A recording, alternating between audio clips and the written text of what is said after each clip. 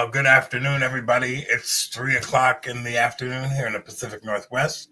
I am your host for Let's Talk About It, Jeff Morton.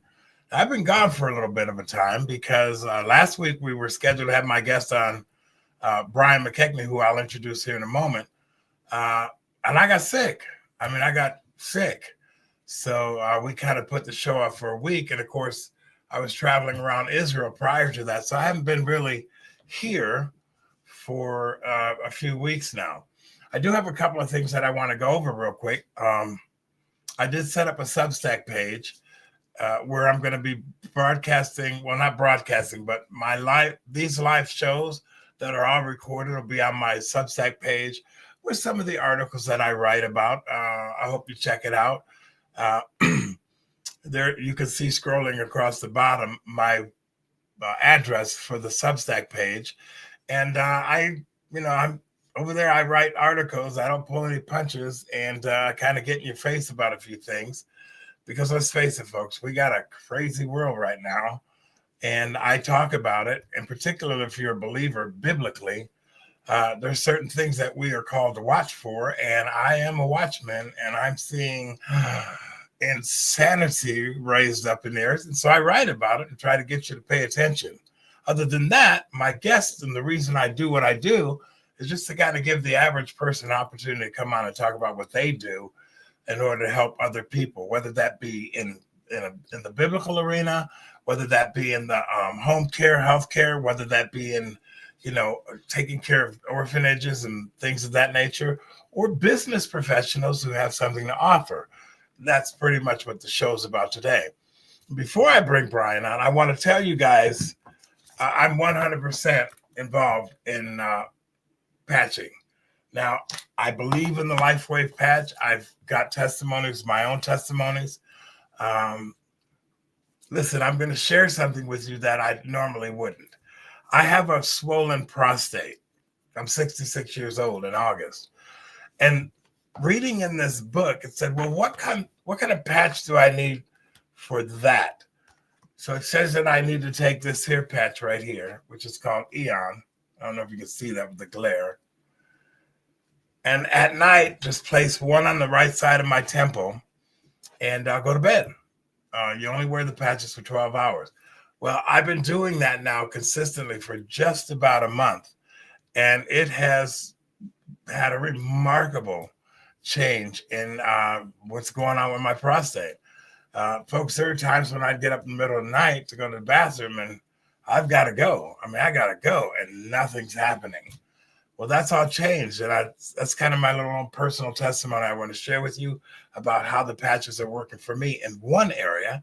There's a few more that I'm not going to really get into because I don't really want all my medical information online. Having said all of that, you're going to hear me talking about the LifeWave patches. I'm going down for a conference in October. I'm going to be talking about this and helping people. And trust me, I've got other people that have testimonies about how this stuff is working. I'm no longer in the prove it mode. I'm into the business side of all of this. And I'm actually making a pretty good amount of money by introducing this patches to people who need it. So LifeWave and Jeff are going to be a conversation going forward until who knows. Anyway, having said all of that, go Bizable.com. The gentleman I'm going to introduce you to, I met him at a network function. My company used to belong to Ignite You. We just kind of ended that relationship as we move into different arenas. But anyway, I met Brian McKechnie over at Ignite You, and he was doing something else. I don't know what that was. And the next thing I know, he started his own company called Bizable. And it's an interesting thing. I've started two businesses from the ground floor up. And what he's talking about, I didn't know about. So I'm curious to see what he has to say about his company. Without further ado, let me bring in Brian McKechnie. Hello, Brian. How are you? Hello. Thank you so much for, this is a beautiful Sunday afternoon, and I just appreciate the opportunity to talk to you today. Well, Brian, you and I don't know each other like friends from long time ago. You are a business professional, but you're also active in the community. So why don't you share a little bit about who Brian McKechnie is and what you do, and then we'll get into the conversation about Bizable. I don't know. I feel like I know you a lot better now that you told me all about the LifeWay stuff and what you're dealing with in the middle of the night. Yeah, no, that's really helping me a lot. It's awesome. That's awesome. I'm glad you. I've heard many people talk about the efficiency and effectiveness of those patches. That sounds like an amazing deal. I'd love to talk to you more about that. But today you're Good. talking about something else. And so I'm sorry. You asked me about kind of Bizable and kind of who Well, am I? let's talk about your little background. Now, you mentioned you've been coaching football, and I've got a couple of pictures of your family here. You just let me know. Yeah, yeah, I'm of going to course. pop Well, this one up. Let's yeah, start you with could. your family. Oh yeah, there's my why right there, right? This is my Right. everything. This is what why I do what I do every single day. As my wife Jaylene, we've been together for we'll be celebrating 10 years of marriage this June here in a couple of weeks, Wow, and congratulations. yeah, thank you, and that's my oldest son Wyatt, the middle son is Wesley, and that little one hiding in the bottom that's Walker. That's Walkie Talkie. Now, So Wyatt, Wesley, and Walker. I notice all three of them have glasses. Yes. Yeah. It's very interesting because, man, don't ever tell me that genetics isn't just like the weirdest deal ever. Because I, I have never had any eye issues. I have 20/20 vision, never had any glasses or never have any eye problems of any kind throughout the course of my life. My wife is the same exact way. No problems with her eyes, no glasses, no nothing.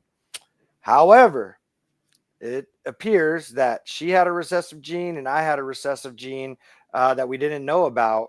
And basically, story short, to get too technical into it, basically, all three of our sons got it's not rare, but it's not exactly common. But anyways, they basically have a trouble building basically building the building blocks, keeping their the lens attached to their eye. Ooh, So what happens is that so the building blocks kind of falter, and it manifests differently in each kid. So like with our oldest son, it's in his right eye. His left eye is fine. Our middle son, both eyes are affected by it, and our younger son, his left eye.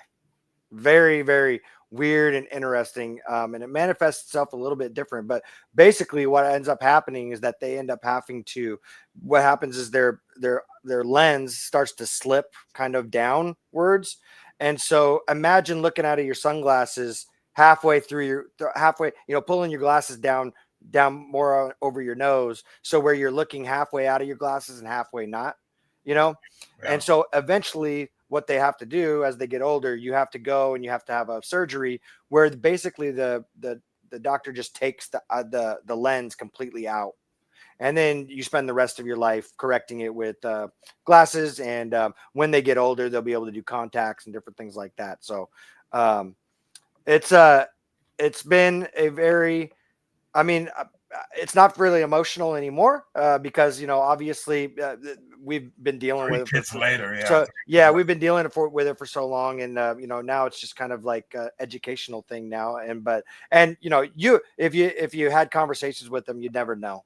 You never know that they had to go through anything. They don't know any different. They see the world how they see the world, and they see the world through glasses, and they don't let it stop them.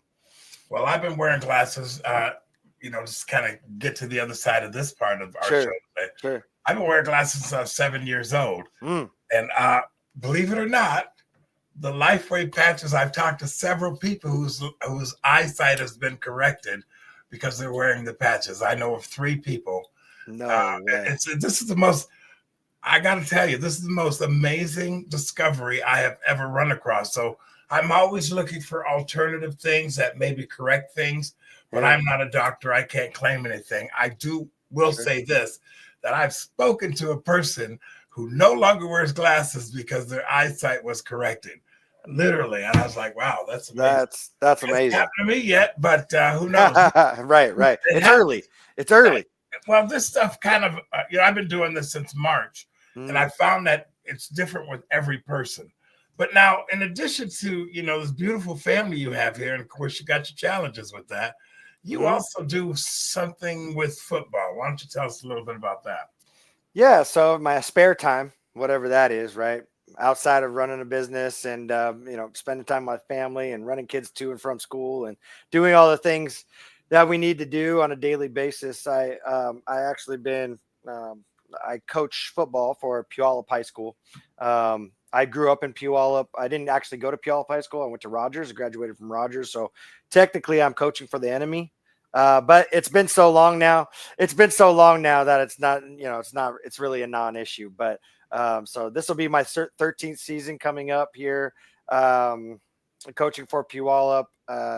It's one of those things where I still have a passion. I played football when I was growing up in the Puyallup community, from Little League all the way through high school, and then eventually went to PLU and graduated from PLU and got to play for the great Frosty Westering. I don't know if you know. No, I don't. Yeah, so he's a Hall of Fame coach, and Who did you say? What was his name? his name's Frosty Westering. The name Frosty sounds Westering. familiar. He I was never, the coach at PLU for like yeah, 20, 30 years, I think, I wouldn't know. maybe even longer. And so I got to be on that a couple of those teams there towards the end, and got to be on his last team when he retired. So that was pretty special. And again, that just fostered a passion into bringing it into in my adult life, and I knew I wanted to stay a part of it because I ended up getting my teaching degree from university, because I thought I wanted to be a teacher and a coach. I knew I wanted to coach football and give back to the community that way, and the only coaches that I knew at the time were teachers. And so I was like, well, I guess I'm getting my teaching degree. Well, I found out pretty early on that I did not have a passion to teach kids about life through the vehicle of the classroom. However, I did have a passion of teaching kids about life through the vehicle of football. So I ended up in the mortgage business, among other things. It kind of backed into that whole industry, and I spent almost 19 years in the mortgage industry. I Yeah, just recently getting out, just about a year ago. right. And so I found a job that allowed me to do both. I could coach in my spare time, and then I could have the freedom to do that, and then I could also make a good living.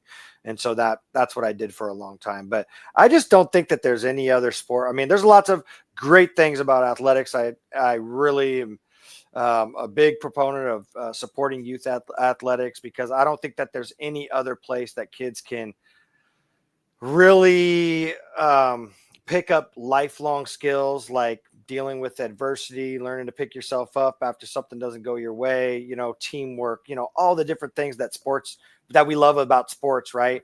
I just don't think that there's any other sport quite like football that offers those things, but it's like just a little bit elevated in scale, as far as, well, it's a little bit more stressful. If you mess up, you're just not messing up, and you might get hit, you might get tackled, you might, something, that the consequences are a little bit more. So there's more on the line. And so I think that kids really, really, really, really, it's like the last bastion of where they can really, learn teamwork, learn that kids are depending on you, learn how to be a team player, learn how to work in the off season for the greater good of the team, and not just your individual accolades and what the team can do for you, but what you can do for the team. I just don't think that I'm not going to say, all sports are great, but there's some about football that I just think is innately, I'm very passionate about it, and I think kids learn so much through that whole process. Well, I'm just curious now. Do you have you've been doing this for 13 years, the Puyallup School District? I have, yep, same school, Puyallup, the whole time. Well, let me ask you a question. If you were to single out one particular story of one particular kid, uh, what would that story be?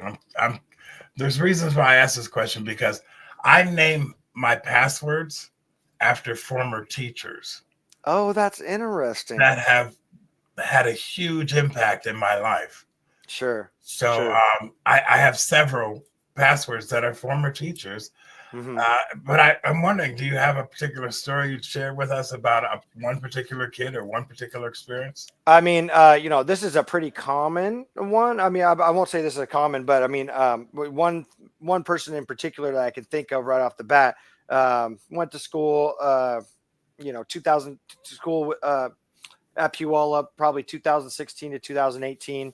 Um, those were the football seasons that he played, and he was full of himself. He was cocky. He was arrogant. He didn't do well in school. He was kind of standoffish. Um, you know, uh, which is somebody that's young, plays at a young age is usually exhibits these traits. They got to be confident enough to be a 16-year-old and play on varsity and stuff like that. And so he was really gifted. He was very gifted. But as he grew through the program, you could start to see a change until his senior year. Again, he didn't get it all the way, but he got it enough to where he was like, okay, I really want to play in college. I got to get my stuff together. Worked with them, helped him however we could. He did the work, that he needed to do. He ended up getting a full ride to a small college here in Washington, and he played the whole time there. He played every single year there, didn't transfer, didn't do any of that stuff, got his degree, and just graduated this last summer. One of the things the coolest thing is that I got to text him, call him, like, hey, I see you got a game today, good luck. And he would always return my text, return my call. Those are the kind of things that, you do. Those relationships just don't happen. You know what I mean? It's like, it's a pretty special thing. Even, 5-6 years after he got done playing, we still keep in contact, and I could still reach out to him, say, how you doing in the professional world now that you're done playing football, what's going on there? And I could still give him, he could still reach out for advice, if he needs it. See, those are the things that last a lifetime. I have a couple of those stories myself. Mm-hmm. But and so now you're going to continue to do it. Is this a paid position? I mean, I could say paid, but I mean, it's a stipend position. And I mean, we're talking about, a couple $1,000s for about, not for the money, obviously. No. Yeah, exactly. It's something, it's nice, but it's nobody that's coaching high school football in the state of Washington is doing it for the money, for sure. Right. Okay. Now, Texas, Georgia, other places like that, you can actually make a living coaching high schoul football. Not so much up here in Washington. Well, Brian, I appreciate that. Is there anything else you want to tell us about your background? Yeah, I mean, I could tell you kind of how I got into the position that I did, with Bizable. Like I said, I was in the mortgage business for almost just shy of 20 years. I kind of backed into that whole industry. Somebody knew somebody that was looking for an assistant, and I kind of just went in. And once I got into mortgages, it is super hard to get out. There is so much you can do in the mortgage business. You can be, and I spent the first 10 years in operations, meaning there's very few people that know that, there's the sales portion of, getting a mortgage, the loan officer that the customer actually speaks with. But, once that loan officer actually has somebody that they're, they take their application, they take their income, they submit them into the system. And now the loan officer's job is kind of done at that point. And now another group of people have to take that loan and work on it the rest of the way for the next 30 days or however long it takes to close. And so that's the operation side. So you got the sales up front, you got the operation side in the back, and they're two separate. So I spent my first 10 years in the operation side, not really selling anything to anybody. I was just working in processing and eventually into operations management, different things like that. But I figured out that the compensation was a lot greater in the sales part. So I spent the next 10 years, almost 10 years in the sales portion of it. So I got a really good broad understanding of the mortgage business and how all that worked.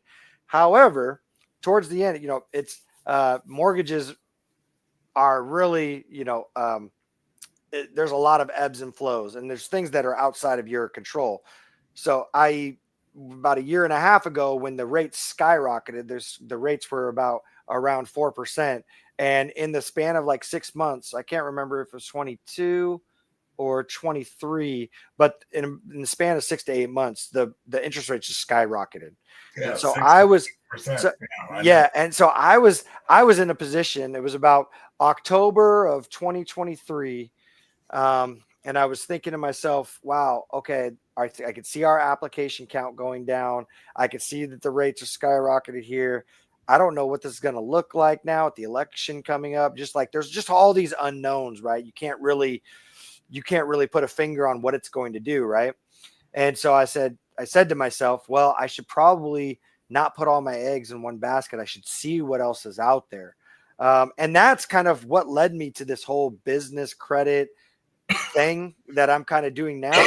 And again, if the interest rates would have never went up, I would have never found this, and I would have never in a million years told you that I would have been a business owner of any kind. I didn't really have that entrepreneurial spirit, if you will, that people talk about.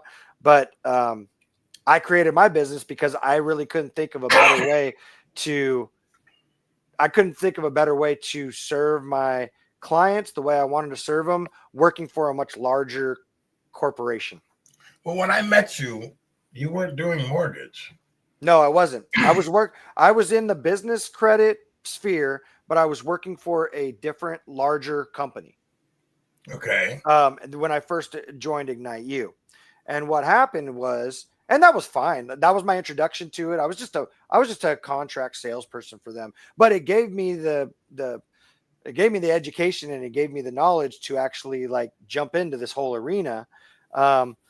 And what happened, I worked for them for like 6 months, but what happened was, this was the craziest thing. It was about July of last year. And I went to log in to my account. It was all online. It was all remote. I went. It was after a long weekend. I went to go log in to my account on Monday, and I couldn't log into it. And I said, "What the heck is going on?" Anyways, long story short, I found out basically the business shut its doors over the weekend. They didn't tell us. And I was devastated because nothing like that has ever happened to me. And I had just left mortgages, and my comfort zone. And I was like, oh no, what, obviously I was low man on the totem pole. I was a low, I don't know exactly what happened. I only know about rumors and stuff like that. These CEOs basically got in a fight, and one went that way and one went that way, and they torpedoed the corporation that was left. Who knows if that's actually the case? I don't know. I don't think I'll ever know. Or whatever the case may be. Yeah. Gave you an idea. Yeah, it gave me an idea. And now I was in a position where, oh no, okay, I got some adversity to deal with now. What am I going to do? I can go back to mortgages, can figure that out.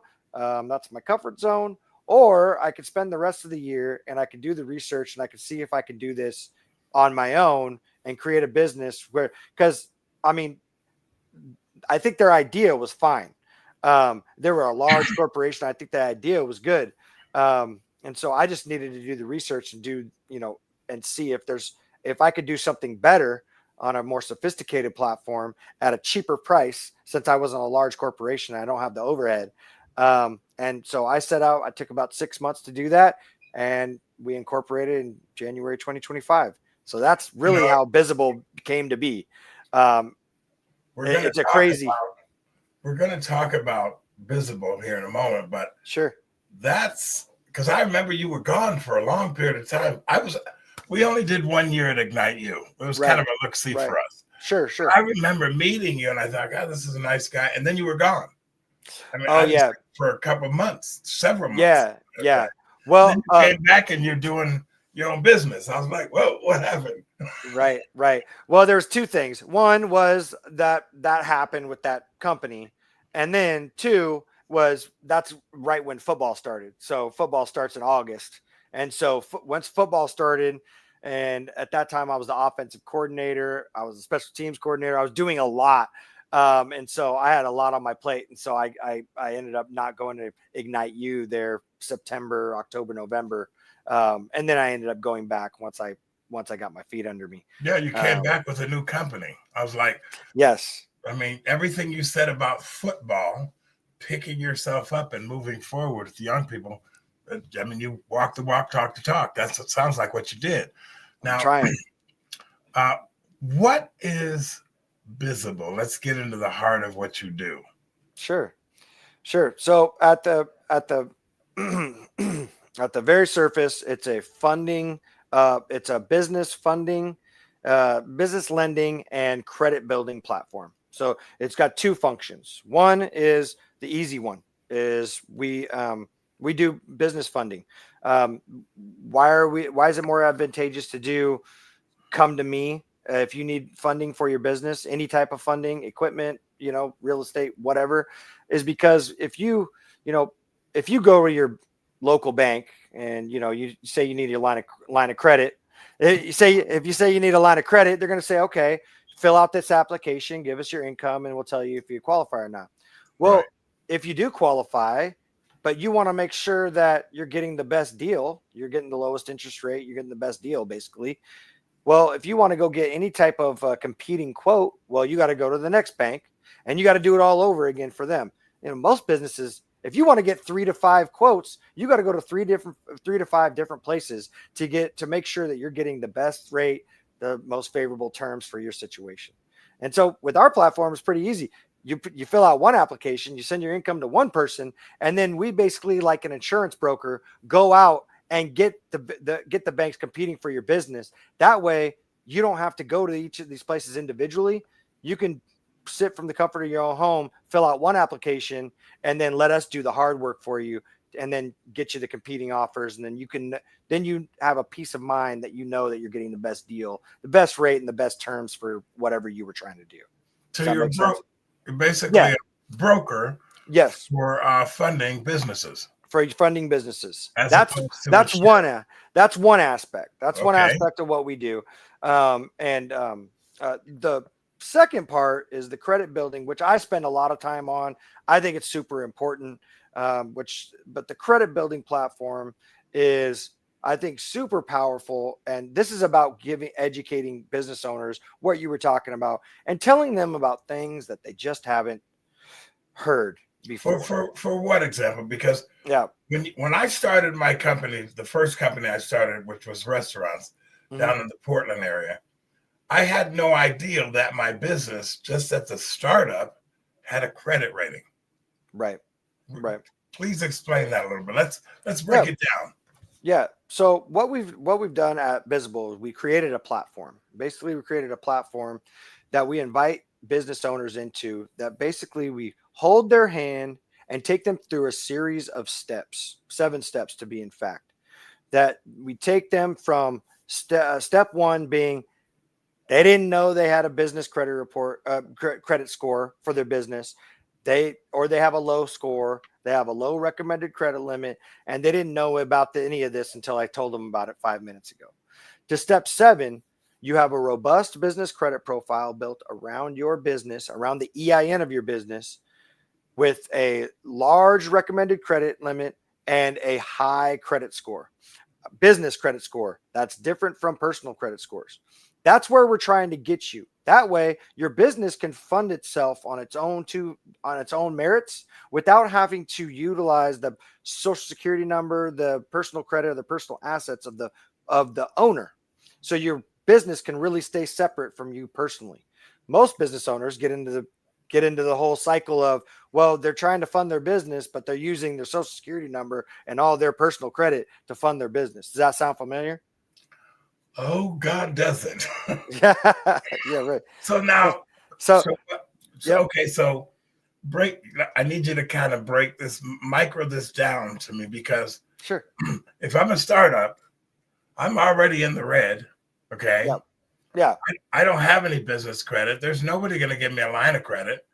Right. So how does Bizable for startup? Let's talk about just startups. Right. Well, I know about startups because I'm myself am a startup, right? So the first thing that everybody needs to understand is that building credit around your business takes time, just like our personal credit, right? Our personal credit, we don't give 18-year-olds, with no credit history, $50,000 credit cards, right? No, they give them about 25 these days. Yeah, they give them up. Mine was $300 to Macy's. Okay. That was my first credit card when I was. I think mine was something. Mine was somewhere. We're talking way back in the 80s. I think mine was around 250 through First Independent Bank or something. But go ahead. Right, exactly, right. And so on the business side, it's similar to where you're basically starting from scratch. You're starting as a brand new company. You're starting with brand new. Your history isn't there. So you have to have a very intentional, very specific set of steps that you need to take. The very first obstacle that you need to overcome as a business is finding accounts that actually report to the business credit bureaus. Okay. Most people don't know that there's different credit bureaus for business as opposed to personal. We're used to TransUnion, Equifax, and Experian reporting are the three main credit bureaus on the personal side. On the business side, it's Dun & Bradstreet, Equifax Business, and Experian Business. Equifax and Experian have their own business side of their bureau. Okay. And so if a business is trying to build credit, they have to build credit. They have to have their bill payments and everything, all their activity reporting to the business credit bureaus. Well, the problem is it doesn't happen automatically on the business side like it does on the personal side.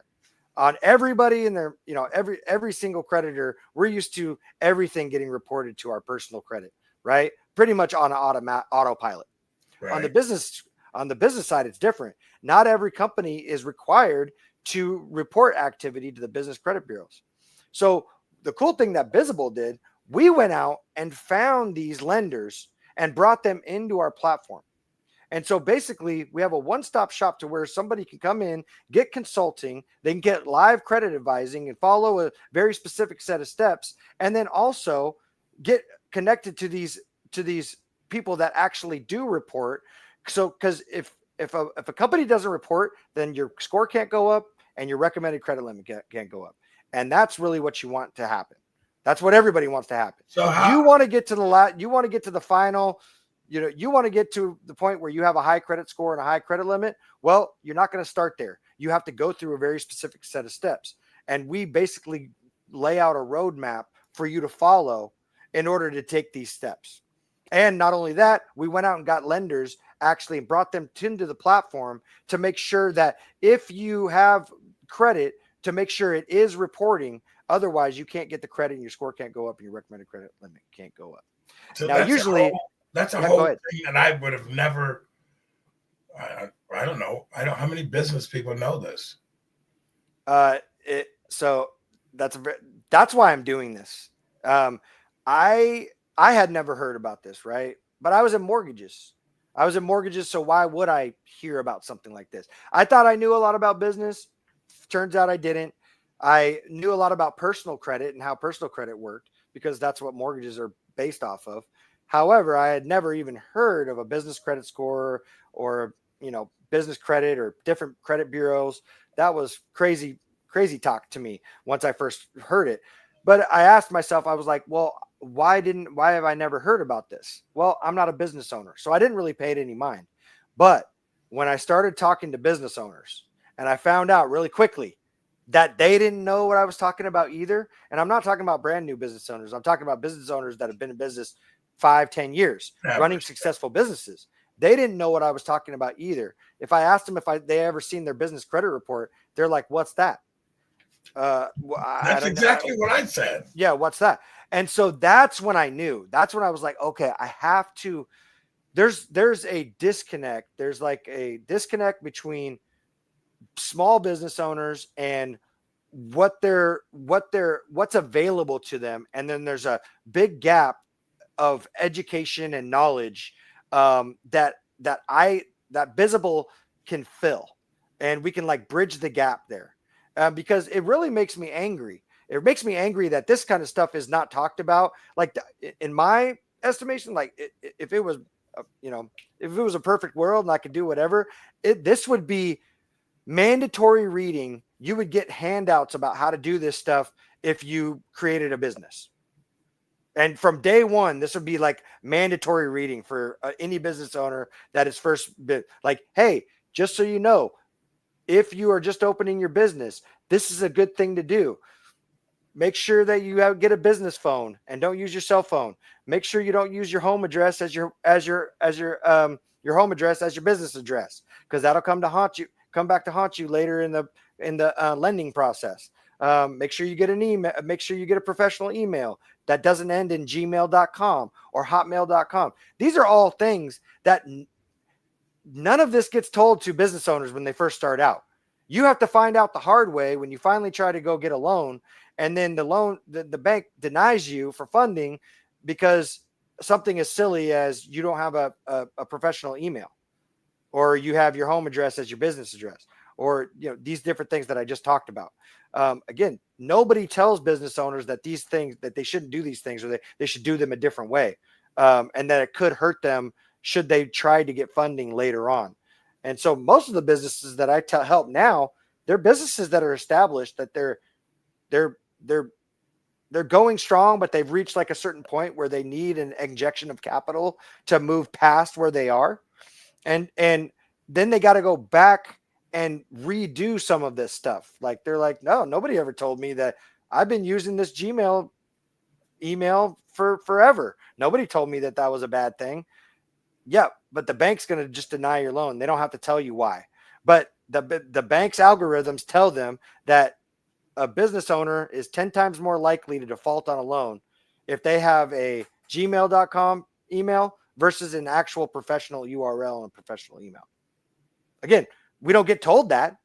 And that's what I'm here to do. That's what Bizable is all here to do. I'm here to like lay out a bunch of information for business owners and tell them about their options, because there's business owners walking around out there that don't know their options. They don't know that there's a better way to do things. They don't know that there's a better, more efficient way to build credit around their business. They think that they just have to personally guarantee everything, and that's just the way it is. And there's no way around it. That's not the case. But this information is like buried for some reason. I don't know why. I'm not a conspiracy theorist. But if you try to look for any of this information online, there's very little information that you can find. If you type in how do you build business credit, you're not going to find much. If you go ask your banker, they're not going to tell you much. And so Bizable is here to bridge that gap, to just let business owners know that there's a different way to do it that saves you on the liability, from a liability perspective and a fundability perspective. Well, let me ask you a question, because I mean, this is really interesting. I've been, like I mentioned earlier, I've done 2 startups, my plumbing company. I got to a place in my plumbing business down in the Portland area where I needed to have infused cash. And I couldn't get cash. Right. I couldn't get a line of credit. I had to jump through some hoops in order to take the business to the next step, but no bank would touch me. If I had and this was like 3 years into running the company, right? Like, okay, I'm tapped out. I can only do so much. I need a line of credit. Right. Fortunately, I had an in-law, my mother-in-law, who was a line of credit for me, and that helped me out. Well, there you go. But I didn't know about this. You're right. If I had have known that my business operating for the first 3 years was actually creating a credit score, right, I would have done everything to put that in front, because it would have helped me in the long run when I needed an infusion of cash. Right. I'll just give you a very, very simple example of how I myself am building credit on my business. Right. I am, I'm just 6 months in, just incorporated, 6 months this month. And so obviously I can't go to any bank and get any funding. They're not going to look at me. They all want to see 2+ years in business and 2 years worth of tax returns and income and stuff like that. So what you do when you're at my junction or whatever, where this is the case. When we use your service, what? Yeah. So what I'm going to do. So what I did is I went out and got a gas card, not as just any gas card, a gas card from through my platform that I know reports to Dun & Bradstreet, Equifax Business, and Experian Business. See, the trick is to take the expenses that you already have You're already paying certain expenses every single month. Everybody is. And business owners are no different. They're paying a certain set of expenses every single month. They're just paying them in a certain way. The whole trick of building credit is to pay them in a way that where the activity is reporting to the business credit bureaus. Right now, I pay for gas, right? That's just part of my expenses. That's what I have. I have to drive to Ignite You, and I have to drive, different places to meet people and stuff like that. Gas is one of my business expenses. So now, instead of paying for it the way I always did, which was out of my personal bank account or out of my personal credit card, and then I just pay my credit card back. Now I take that expense and I'm moving it over here to the business now. So this activity, every time I have to go get gas, I use my Shell gas card that's in my business's name. Yes, it's personally guaranteed by me because I don't have much time because I'm under 2 years worth of being in business. But again, I can keep paying it how I used to, which is my own credit card, where I get no activity reporting in the business credit bureaus. So my score can never go up and my recommended credit limit go up. Or I can just do it this way. It's an expense I already have. I'm just paying for it in a different way. But now that activity is starting to start reporting. And so once it reports, what happens? Your score starts to go up and your recommended credit limit goes up. And then it's really rinse and repeat from there. Then I just find other expenses to unload onto my business and off of me personally. So that way my business is running on its own 2 feet here in a year or two when I really need funding. Now I'm going to have a high credit score, a high recommended credit limit to now tap into that I'm not going to have to personally guarantee. You have a track record just Yeah. by buying gas. Yes. And paying the bill. Yeah. Well, gas is just like an easy example. Sure. And because most people have that kind of, the next thing I'm going to do is take another expense that I have and put it over on that side, whether it be office supplies or, whatever, whether I, have a Uline account, something like that. I haven't done any of that yet, but that's probably the next on my list again. So now, okay. So where did you learn this from? I learned it from our program. Our program takes business owners through this step-by-step process with an actual credit advisor. Let me ask you a different way. Okay. You went to work for a company and then they shut the doors down. Right. Were they doing this, and was this your inspiration? They were doing portions of this. The idea was similar. The idea was similar, for sure. So you grabbed and that's why I said when they went out of business, it wasn't because the business was bad. It was because a whole bunch of BS that was way above my pay grade, right? But that's why I said I love the idea. I love the idea and educating business owners. And if I could figure out a way to do it on a more sophisticated platform at a much cheaper price so I can help more businesses, I think that would be a good thing. And then that's what I spent 6 months working on, trying to create that. And once I figured out I could, that's when we went all in. Bizable was born now. Yes. We got about 15 minutes, closing in on about 15 minutes of the show. You've been doing this for 6 months. Okay. Yep. It's when I first heard about all of this, I was like, wow, I wonder how many people know about this or don't know about it. I certainly wasn't one of them. So I was eager to have you on. And after listening to you on, I saw you do a show with, remind me again. Todd Herman. Yeah, Todd Herman. Probably, yeah. I mean, one of my. I listened to the broadcast and I was like, what is this? I got to have this guy on my show so he can explain this to me and I can have a record of it. Now you've been doing this 6 months. How is business? Business is good. I mean, it's not. I haven't built my own business before, but I've talked to enough people where I was under no delusions that this was going to be like, I'm going to open the doors and all of a sudden people are just going to flooding in. Right. I was under no illusion that was going to happen. So where are we right now? We're right on schedule. Obviously I have a business plan and everything like that is all drawn up. And so I think I was pretty conservative on the business plan. So we're right on schedule, even a little bit ahead. But again, because you've been a business owner, trying to do something by yourself is very, very, very challenging, just because you're doing it by yourself. And then there's some things that I'm learning for the first time, dealing with websites and different things like that. Even, now in the, doing these podcasting things, we talked about a few things before the podcast started and I had no idea what you were talking about. And so I'm still absorbing and learning a whole bunch of things when it comes to being a business owner. I know my business very well, but actually training myself to be a good business owner as well, that takes time. And that's what I'm working on right now as well. So everything's going good.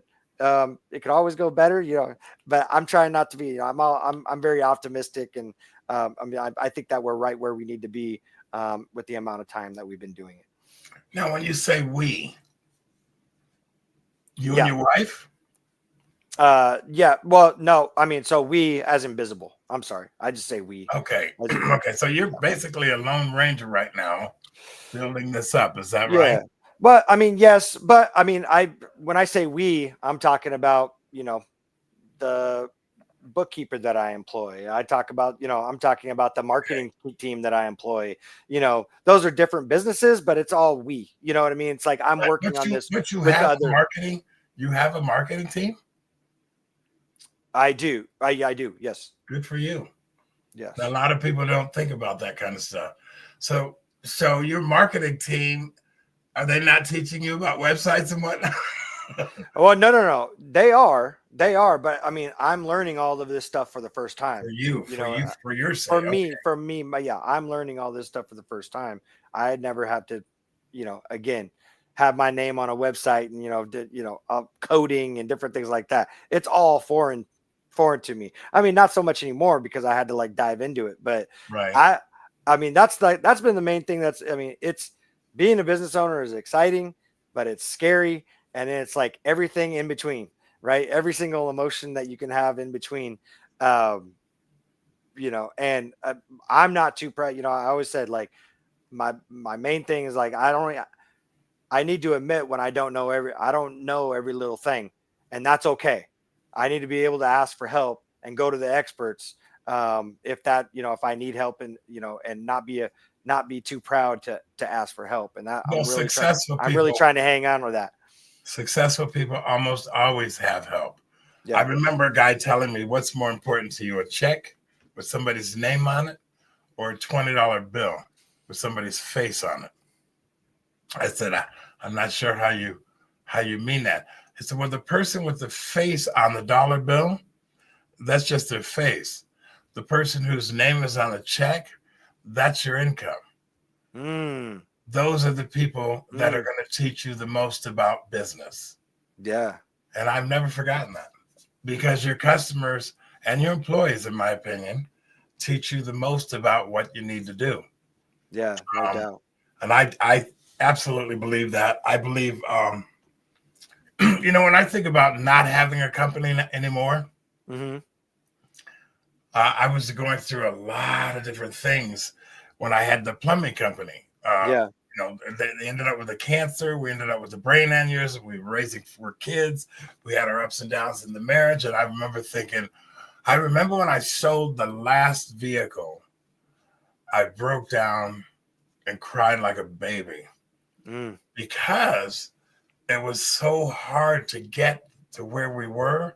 Yeah. And then I had to say goodbye to it all because my case was a little different. They told me I was going to die because of stage 4. Well, none of that happened, thank God.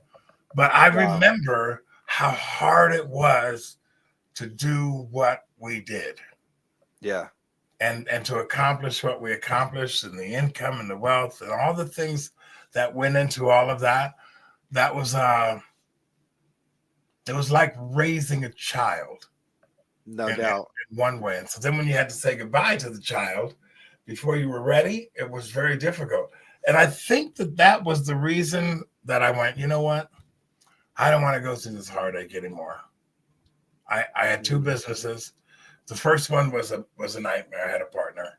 The second one was it was an emotional,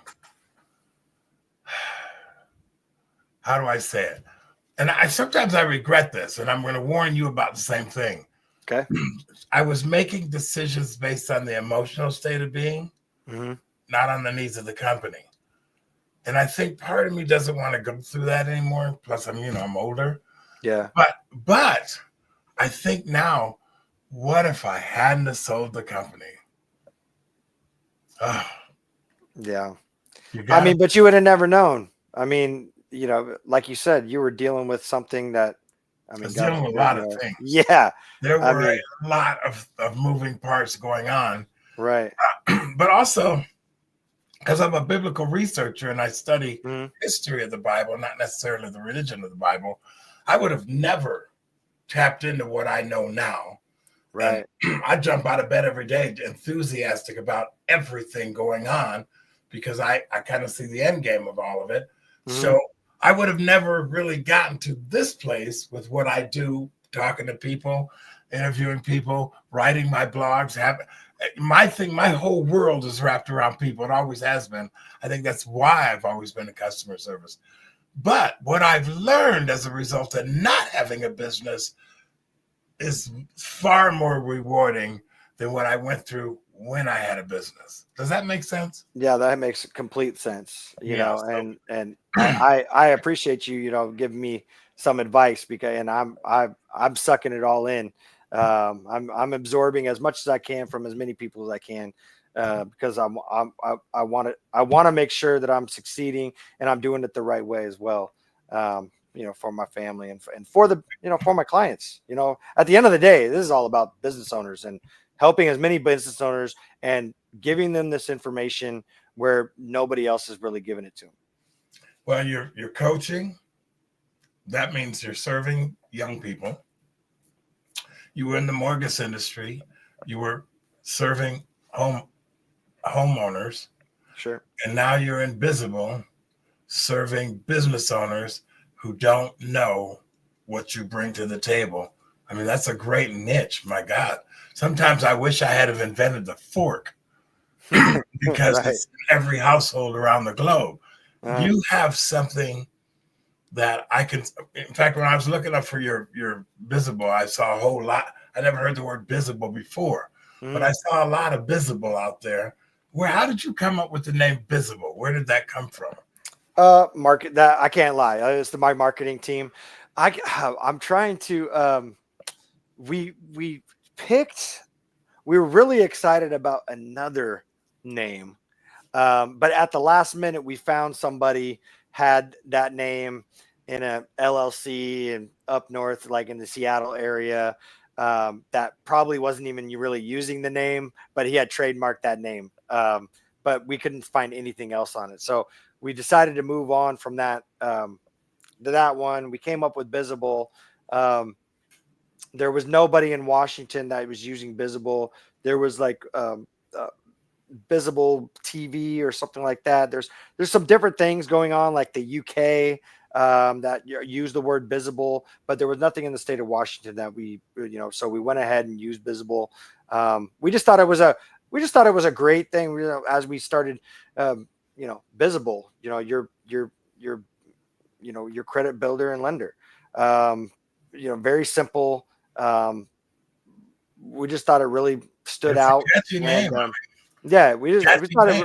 we thought it really stood out, and at the same time, putting, if you see the eye has the little puzzle piece, Yes. um, and because that's what Visible is really doing. Our platform is really helping business owners put a puzzle together to get them from, no business credit, score or anything like that, and it's really putting together a puzzle to get to where you want to be, which is high credit score, high credit limit, everything are based on your business's merits and not you personally. It's really putting together a puzzle. I as I was sitting here listening to you talk, as a entrepreneur and your Mm, enthusiasm, I mean, I'm getting to know you better doing this show than I've known you the last year yeah. as we've crossed paths. Mm, Now we've got just about 5 minutes left. mm, We're going to put Bizable back up on the screen, the name of your company, the website. mm. Now, what would you say? I'm going to give you 5 minutes to close out the show. Sell your business to the person who's hearing this for the first time. What are you going to offer them? Sure. Well, no, you're putting me on the spot here. If I understand this correctly, No. this is what you do. Yeah, 100%. And so Okay, so again, I'm so that I'm just gonna go for it and pretend that you don't know anything about it. Just pretend that So, I'm the client. Yes, of course. And I've come to you for help. Yes, of course. Well, if that makes it easier for you. Again, if you're coming to Bizable, you're coming to get a consultation that is two parts, really educational, and puts a game plan together on what you can do to move your business to the next level. And basically what we're talking about is helping business owners know exactly what's available to them. Most business owners don't know that their business actually has a credit score. Yes, that credit score is different from your personal credit score. We're used to our personal credit scores falling between 350 and 850. Business credit scores, not so much. It's a different credit scoring model from 0 to 100. If I asked you what your business credit score was today, would you know what to say? Would you know it? And I'm asking you that question. No, I'm clueless. Well, guess what, Jeff? Actually, 9 times out of 10, when I ask that question to people, they say the exact same thing. And it doesn't matter if it's the cleaning business that's just starting out, or it's the multi-million-dollar construction company that's been in business for 10 years. They give me the same exact answer. I didn't even know I had a credit score. That's where we start, because I think it's very important that everybody knows where they're starting before they know where they actually can go. And what we're going to do is we're going to talk about a series of steps that you can walk through that Bizable, if you choose to, can help you show and reach a certain potential that you never actually thought that you could ever even reach, with a high credit score, a high credit limit built around your EIN of your business, so you never ever have to use a personal guarantee, your personal assets, your personal credit ever again to fund your business. Well, Brian, how long are you going to be involved in helping me to do this? I mean, what kind of time frame are we looking at? Sure. So I tell people it's 6 to 12 months. So that our platform, when you join our platform, it's for a year. So the platform is for 5 years, and then the live coaching is for 1 year, because it should not take more than 1 year to get you from step 1 to step 7. If we're doing everything correctly and you're doing your part correctly, we're working through this system. I tell people it's 90% done for you. It's not 100% done for you. This isn't it where you spend some money and then you get something in return, and then you automatically has good credit in 6 months without having to lift a finger. There's certain things that we can't do for you from a legal perspective on your behalf. So it's really a partnership. Again, we went out and located all the obstacles, removed as many as possible, can tell you exactly what to sidestep, what pitfalls to sidestep. But at a certain point, there are things that you're going to have to do personally, because there's things that we can't do for you on your behalf. So when I say 6 to 12 months, some people move through it in less than a year, but those are the people that are treating it as a priority. If they have to change an address, or if they have to update an email or something like that, we tell them what to do. We tell them where to go. We tell them what forms to fill out. We can do all those things for them. But at the end of the day, the business owner actually has to do that. So the business owner that actually jumps on it and gets on it the same day or the next day, that person is inherently going to move through the process at a much faster rate than somebody that says, oh, well, yeah, all right, I'll get to changing that, but I can't get to it for 3 weeks. That person will still get to where they need to be. It's just going to be a longer journey. Does that make sense? That makes sense to me. I'm just, I'm sitting here thinking about the 6 months you've been doing this, and I'm going, well, how many people has he helped in a year? Yeah. However, you seem to have fine-tuned your objective, and you know exactly what you're doing. You know exactly where you're going, to where you could say to a customer, I'm going to be with you for 5 years. I think that's pretty impressive. Right. It's access. I mean, it's access to the platform for 5 years, because at the end of a year, I always tell people the journey doesn't stop there.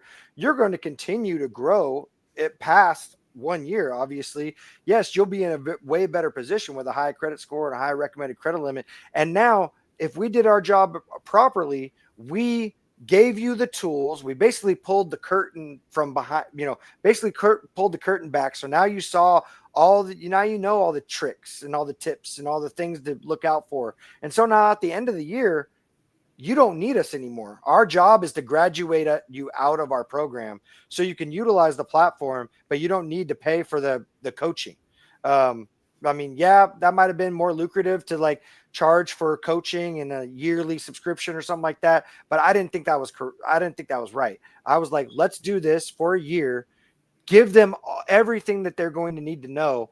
And if we do our job correctly, they're graduating off of our platform and going and doing this on a much larger scale. And they'll have the tools and they'll have the knowledge to do it without us. Well, there you go, folks. Brian, I want to thank you for coming on and sharing all of this. I wish I had known you 20 years ago in this concept. Folks, the name of his company is called Bizable. You can go to gobizable.com and find out more information about what Brian McKechnie has developed and put together for you. I encourage you to check him out. And Brian, I want to thank you so much for coming on and spending some time talking about this. I'm going to plaster this all over my social media stuff. And hopefully, it makes a difference in the lives of somebody else like you did for me tonight. If I ever think about going back into another business, I'm certainly going to have a little bit more knowledge as a result of your conversation today. So thank you so much, folks. That's pretty much it. Have a good afternoon. Thank you so much, Jeff. Hey, you bet, man. We'll see you around, okay? Absolutely. All right. Take care, you guys. Have a good afternoon, everybody. Thank you for joining us on Let's Talk About It. Bye-bye.